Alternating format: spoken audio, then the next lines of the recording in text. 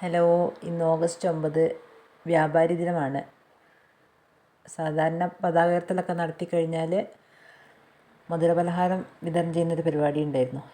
ഈ പ്രാവശ്യം അങ്ങനത്തെ ആഘോഷ പരിപാടികളൊന്നും വെച്ചില്ല. അറിയാലോ, ഒരു മഹാദുരന്തം നടന്നതല്ലേ നമ്മുടെ നാട്ടിൽ.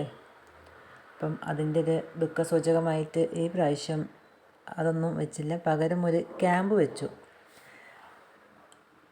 ഒരു സൗജന്യ ക്യാമ്പാണ്. തിരുവമ്പാടി വ്യാപാരിയിലെ വനിതാ വിങ്ങും ഗവൺമെൻറ് ഹോസ്പിറ്റലിലെ ആരോഗ്യ പ്രവർത്തനം കൂടിയാണ് ആ ക്യാമ്പ് നടത്തിയത്. തിരുവമ്പാടി വ്യാപാരിയിലെ സീനിയർ വിങ്ങിൻ്റെ മേൽനോട്ടത്തിലാണ് ആ ക്യാമ്പ് നടന്നത്.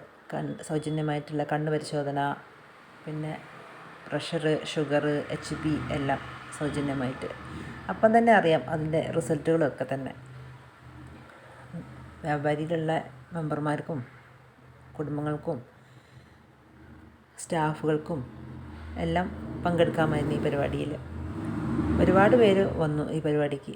ഉച്ചവരെ ആയിരുന്നു ഈ പരിപാടി. ഗവൺമെൻറ് ഹോസ്പിറ്റലിലെ ആരോഗ്യ പ്രവർത്തകർ പറഞ്ഞിട്ട് ഇനിയും ഇതുപോലത്തെ വേറെയും ക്യാമ്പുകളൊക്കെ വെക്കാൻ നമ്മൾ പറഞ്ഞാൽ മതി അവരോട്.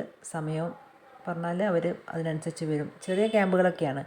അത് ഒരു ക്യാൻസർ നിർണയ ക്യാമ്പ് എന്നാണ് അവർ പറഞ്ഞത്. അപ്പം നമ്മളെ സമയവും സാഹചര്യമൊക്കെ നോക്കി അവർ വരും.